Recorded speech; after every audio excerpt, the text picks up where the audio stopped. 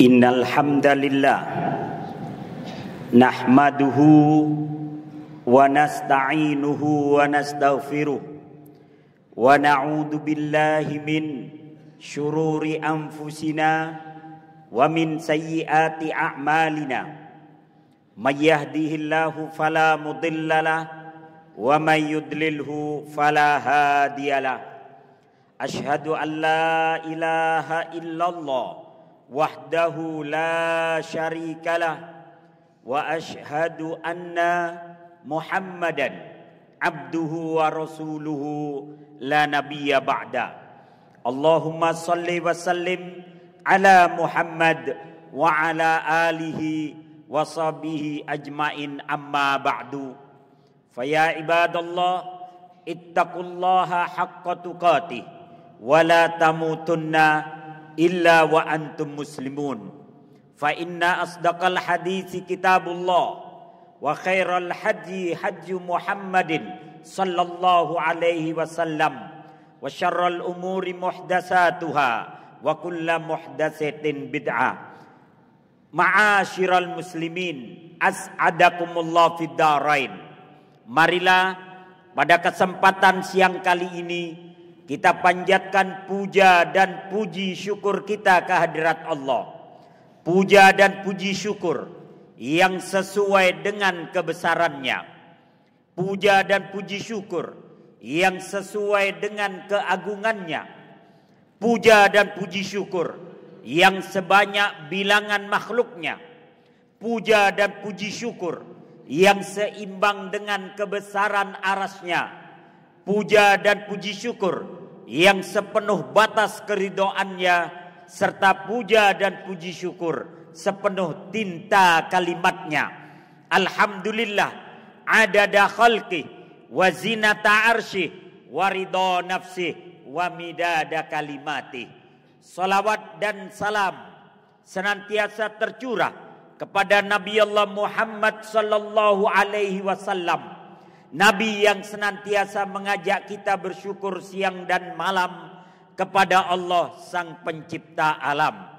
Ma'asyiral muslimin, as'adakumullah fid darain. Tema kita siang hari ini adalah perjalanan hidup setelah kematian. Ma'asyiral muslimin, as'adakumullah fid darain. Allah Subhanahu wa taala senantiasa mengingatkan kita, kullu nafsin dha'iqatul maut. Setiap yang bernyawa pasti akan merasakan yang namanya kematian. Rasulullah sallallahu alaihi wasallam juga menyatakan, al mautu kafa bil mauti nusah. Cukuplah kematian itu menjadi nasihat bagi kalian. Kemudian seorang pujangga yang bernama Al-Mutanabbi berkata, al mautu babun wa kullun nas dakhiluhu. Kematian itu adalah sebuah pintu di mana setiap kita pasti akan memasukinya. Ma'asyiral muslimin, as'adakumullah fid darain. Kita tidak bicara tentang kehidupan ataupun kematian kecuali berdasarkan apa yang telah disampaikan oleh Al-Qur'an, oleh hadis Rasulullah sallallahu alaihi wasallam, atau yang disampaikan oleh para ulama yang al-mu'tabar. Setidaknya ada 13 fase yang harus kita lalui untuk kita sampai ke dalam surga. Setelah kita melewati satu fase yang bernama kematian, maka fase pertama yang harus kita hadapi adalah fase alam barzakh. atau kita menyebutnya alam kubur, di mana dalam alam kubur ini ada 4 fase yang harus kita lalui. Yang pertama adalah himpitan kubur. Kata Nabi, inna likulli qabrin dagatatan walau kana ahadun najian minhu naja Sa'ad ibn Mu'adz. Sesungguhnya setiap kuburan itu mempunyai himpitan, dan tidak ada orang yang selamat dari himpitan kubur. Salah satunya adalah Sa'ad bin Mu'adz.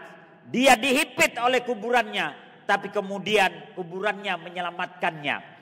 Ma'asyiral muslimin, as'adakumullah fid dharain. Fase yang kedua dalam alam barzah adalah pertanyaan kubur, di mana dalam hadis ada 3 pertanyaan. Siapa Tuhanmu, siapa nabimu, dan apa agamamu. Kemudian fase yang ketiga adalah fase adab dan nikmat kubur. Bagi mereka yang bisa menjawab, dia mendapatkan nikmat kuburnya. Dan bagi siapa mereka yang tidak menjawabnya, maka dia mendapatkan adab kuburnya. Baru fase yang keempat adalah fase penempatan roh. Roh yang baik akan diletakkan di satu tempat namanya Illiyin, dan roh yang buruk dia diletakkan satu tempat namanya Sijjin. Di fase pertama saja itu bisa membutuhkan waktu ribuan tahun, ratusan tahun, atau bahkan lebih dari itu. Sejauh mana jarak kita dikubur dengan ditegakkannya kiamat. Fase yang pertama adalah alam barzah. Fase yang kedua adalah peniupan sangkakala, di mana peniupan sangkakala ini 2 kali ditiupkan. Peniupan pertama, dihancurkanlah langit dunia, bumi, dan seluruh isinya. Matahari juga digulung oleh Allah Subhanahu wa taala. Maka dimatikanlah semua yang dikehendaki oleh Allah Subhanahu wa taala.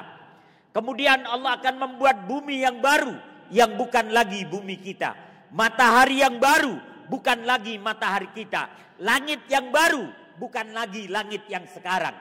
Maka kemudian Allah akan mengumpulkan setiap tulang-tulang ekor dari manusia pertama sampai manusia terakhir. Dari jin yang pertama sampai jin yang terakhir.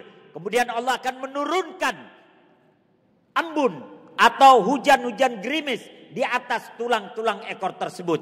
Maka kemudian ditiupkanlah sangkakala yang kedua. Kata Nabi, jarak ditiupkannya sangkakala pertama sampai sangkakala kedua itu adalah 40. Tapi tidak ada yang berani menerjemahkan apakah 40 hari, 40 minggu, 40 bulan, atau 40 tahun. Hanya Allah dan Rasulnya yang mengetahuinya. Maka setelah ditiupkan sangkakala yang kedua, kita masuk fase yang ketiga, yakni fase al-ba'ts, yakni fase kebangkitan. Di mana manusia pertama sampai manusia terakhir, jin yang pertama sampai jin yang terakhir dibangkitkan satu persatu. Di mana kalian akan dibangkitkan, kata Nabi, setinggi bapak kalian Adam, 60 hasta, atau hitungan kita diperkirakan 30 meter. Sementara yang perempuan akan dibangkitkan setinggi ibunda Hawa. Kemudian fase yang keempat adalah fase padang mahsyar, di mana kalian akan dikumpulkan di satu tempat, dari manusia pertama sampai manusia terakhir, dari jin yang pertama sampai jin yang terakhir. Kata Nabi, sesungguhnya padang mahsyar adalah hamparan yang putih, datar seperti roti. Kemudian kalian akan berdiri selama 50.000 tahun lamanya di bawah terik matahari yang menyengat. Kata Nabi, matahari akan didekatkan di atas kepala kalian dalam jarak 1 diro. 1 diro itu dalam bahasa Arab artinya ada 3. Bisa berarti sejengkal. 1 diro bisa berarti 1 hasta. 1 diro bisa berarti 3 kilometer. Makna yang mana yang diinginkan hanya Allah dan Rasulnya yang lebih tahu. Yang jelas matahari akan lebih dekat di atas kepala kita. Maka kemudian fase yang kelima, masih kita berdiri di padang mahsyar selama 50.000 tahun lamanya. Maka di fase kita berdiri itulah Allah akan memberikan syafaat kepada orang-orang yang perlu diberikan syafaat. Rasulullah pun akan memberikan syafaat kepada mereka-mereka yang dikehendaki oleh Allah dan Rasul-Nya. Di antara mereka yang mendapatkan syafaat adalah sab'atun yudhilluhumullahu fi dhilli yauma la dhilla illa dhilluh.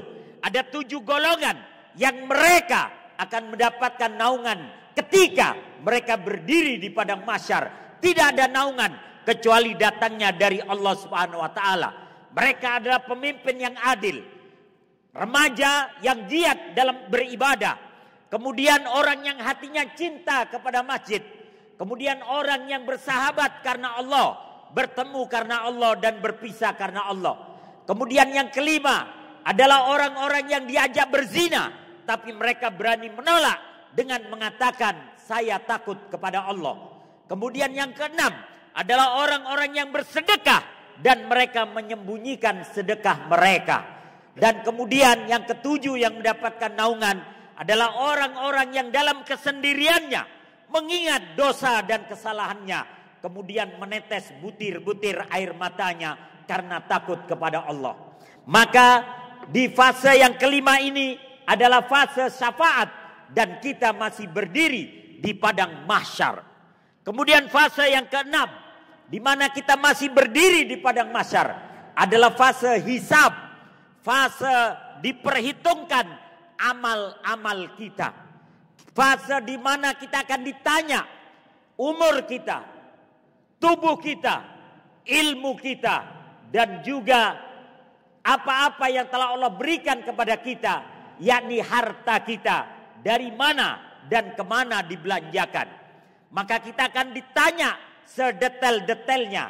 Baru kemudian setelah kita mengalami fase hisab, fase perhitungan amal-amal kita dan apa yang kita miliki, kita masuk fase yang ketujuh, yakni pembagian catatan amal. Di mana ada mereka yang mengambil catatan amalnya dari tangan kanannya, ada yang mengambil dengan tangan kirinya, ada yang mengambil dari arah depannya, dan ada pula yang mengambil dari arah belakangnya. Maka mereka yang mengambil dengan tangan kanannya dan dari arah depannya, maka mereka kembali kepada kaumnya dalam keadaan wajah berseri-seri. Sementara mereka yang mengambil catatan amalnya dengan tangan kirinya atau di balik punggungnya, maka mereka kembali dengan bermuram durja. Maka setelah itu masuklah kita fase yang ke-8, yakni fase mizan, fase timbangan, di mana Allah akan menegakkan timbangan yang seadil-adilnya. Maka catatan amal itu akan dibelah dua. Catatan amal kebaikan akan diletakkan dalam satu timbangan, dan catatan amal buruk akan diletakkan dalam satu timbangan. Mana yang lebih berat, disitulah akan ditentukan dia sebelah kanan atau sebelah kiri, dia ke neraka atau bahkan masuk ke dalam surga. Maka orang-orang kafir dan orang-orang musyrik terhenti di fase ke-8 ini. Setelah timbangan mereka jeblok, maka mereka digiring ke neraka jahanam. Maka jauhi segala bentuk kekufuran dan segala bentuk syirik dan kemusyrikan. Kemudian fase yang ke-9 adalah mereka yang selamat dari timbangan mereka. Walaupun mereka ada kemunafikan dalam hati mereka, walaupun ada kefasikan dalam diri mereka, mereka masih mengikuti fase berikutnya, yakni fase haudur rasul, fase telaga Rasulullah Sallallahu Alaihi Wasallam, di mana ketika kita berdiri 50.000 tahun lamanya di padang mahsyar, kita merasa haus, maka Allah perintahkan kita untuk minum dari telaga Rasulullah Sallallahu Alaihi Wasallam. Dan haus yang kita tahan selama 50.000 tahun lamanya tertunaikan dengan minum dari air telaga Rasulullah Sallallahu Alaihi Wasallam. Dalam sebuah hadis Rasulullah Sallallahu Alaihi Wasallam menyatakan, Inna likulli nabiyyin haudun. Sesungguhnya setiap nabi mempunyai telaga-telaga, dan aku ingin umatkulah yang paling banyak minum dari telagaku. Ma'asyiral muslimin, as'adakumullah fid darain. Setelah kita minum telaga Rasulullah Sallallahu Alaihi Wasallam, masuklah kita fase yang ke-10, di mana kita harus melewati satu ruangan yang gelap, lorong kegelapan. Tidak ada cahaya sedikit pun, kecuali cahaya yang datang dari wajah, tangan, dan kaki kita karena air wudhu yang telah kita lakukan di dunia. Maka mereka melewati lorong-lorong gelap tersebut, di mana ujian demi ujian di dalamnya. Maka orang-orang munafik dan orang-orang fasik, cahaya mereka akan redup di tengah perjalanan. Sehingga mereka akan berkata kepada orang-orang yang beriman, "Unduruna naktabis min nurikum. Unduruna naktabis min nurikum." Coba kalian menghadap kami, agar kami bisa nebeng cahaya dari kalian. Agar kami bisa meminjam cahaya dari kalian. Maka orang-orang munafik itu kemudian mendengar suara menghalau mereka. Qila rji'u wara'akum faltamisu nura. Kembali kalian ke belakang, cari cahaya kalian sendiri. Maka jangan sekali-kali menjadi munafik atau menjadi fasik. Jadilah mukmin sejati agar cahaya kita terang benderang sampai ujung lorong kegelapan. Maka setelah kita melewati lorong yang gelap tadi, kita akan masuk fase yang ke-11, yakni siratal mustaqim, jembatan yang tipis, lebih tipis daripada rambut yang dibelah. Jembatan yang ujungnya ada di neraka jahanam, sementara ujung satunya di neraka jahanam. Kita akan melintasi di atas neraka jahanam. Maka dalam hadis disebutkan, sesungguhnya kita adalah umat yang paling akhir, kata Nabi SAW. Tapi kita adalah umat yang terlebih dahulu diperintahkan untuk melewati siratal mustaqim. Kata Nabi, siratal mustaqim, jembatan yang tipis, lebih tipis daripada rambut yang dibelah, lebih tajam daripada pedang. Di kanan kirinya ada pohon-pohon judaan, ada besi-besi pemukul yang bergeser ke kiri dan ke kanan. Maka yang pertama kali melewati sirat adalah aku, kata Nabi SAW. Dan beliau di pinggir sirat beliau mengatakan, ummati, ummati, ummati, selamatkan umatku ya Allah, selamatkan umatku, selamatkan umatku. Maka setelah kita melintasi jembatan yang tipis, yang lebih tipis daripada rambut yang dibelah, maka kita akan diberhentikan di satu jembatan yang panjangnya hanya Allah yang tahu, yang lebarnya hanya Allah yang tahu. Ujungnya di neraka jahanam, ujung yang satunya di depan pintu surga. Maka orang-orang yang telah terselamatkan melewati sirat, mereka dikumpulkan di jembatan yang luas dan panjang. Dan jembatan itu disebut Qantoroh. Kata Nabi SAW, sesungguhnya orang-orang yang telah melewati sirat, mereka akan diletakkan di satu jembatan yang luas, panjang dan lebar. Jembatan itu namanya Qantoroh. Tapi justru di Qantoroh inilah banyak mereka yang bangkrut. Padahal mereka telah terselamatkan karena sholat mereka, puasa mereka, sedekah mereka, haji mereka, kebaikan-kebaikan mereka. Tapi mereka punya tanggungan kepada sesama orang-orang beriman. Maka disinilah terjadi tuntut menuntut di Qantoroh. Ya Allah, si fulan itu yang sudah mendekati pintu surga, dia dulu pernah berhutang kepada saya, tapi dia tidak membayarnya dengan sengaja. Maka aku tuntut keadilan. Maka diberikan 1/4 dari amalnya kepada orang yang menuntut. Masih ada yang lagi menuntut, ya Allah, dulu si fulan itu membunuh saya di KM 50 dan tidak ditegakkan keadilan di dunia. Saya menuntut keadilan kepada mereka. Maka diberikan amalnya kepada mereka. Ya Allah, si fulan dulu mengambil tanah saya dengan paksa. Dengan kekuatan hukum yang mereka miliki. Kami menuntut keadilan. Diberikan lagi amalnya. Sampai amalnya habis. Karena kesalahan yang kita lakukan sesama manusia. Tapi tidak ditegakkan keadilan di dunia. Maka dia kemudian diseret. Fasuhiba ala wajhihi ila jahannam. Maka dia diseret di hadapan Allah. Benamkan kembali ke dalam neraka jahanam. Memang mereka tidak kekal di neraka jahanam. Mereka akan diangkat kembali suatu saat. Tapi sehari di neraka jahanam seperti 1000 tahun kehidupan dunia. Na'udzubillahi min dalik. Dan fase yang ke-13, fase yang terakhir adalah fase al-jannah, yakni surga, di mana seseorang yang sudah selesai urusannya dengan sesama orang beriman, saling memaafkan, tidak lagi saling menuntut atau terbebas dari segala tuntutan, maka dia dipersilakan masuk ke dalam surga.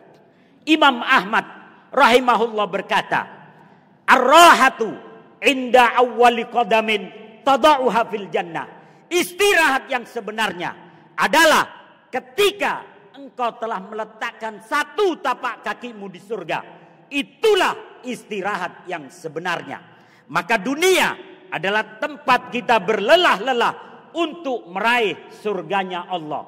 Dan surga itu kata Nabi ada 100 tingkatan. Yang tertinggi adalah Firdaus. Dan yang paling rendah adalah paling rendah, paling bawah. Mereka yang imannya mungkin hanya setitik debu dan sebagainya. Tapi kata Nabi, orang surga yang paling rendah, yang paling miskin, yang paling kere, kekayaan mereka 10 kali lipat daripada raja-raja di dunia. Dan kepada mereka yang paling miskin ditambahkan 2 orang bidadari untuk menemani mereka di surga. Kalau kita manusia diciptakan dari tanah, malaikat dari cahaya, jin diciptakan dari api, maka bidadari diciptakan dari za'faran, sebuah minyak wangi yang paling wangi yang ada di surga. Itulah bahannya bidadari. Maka kita berharap mudah-mudahan Allah memudahkan perjalanan hidup kita setelah kematian kita. Dan kita berharap semoga Allah mewafatkan kita dalam keadaan husnul khatimah. Aqulu qouli hadza wastaghfirullah li wa lakum fastaghfiru innahu huwal ghafurur rahim.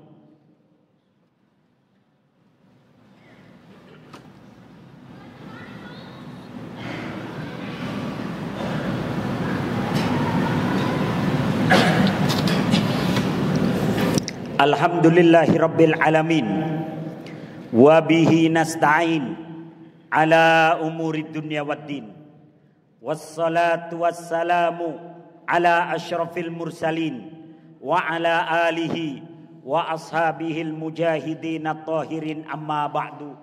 Faya ibadallah ittaqullaha haqqa tuqatih wa la tamutunna illa wa antum muslimun. Innallaha wa malaikatahu yusalluna 'alan nabi ya ayyuhalladzina amanu sallu 'alaihi wa sallimu taslima.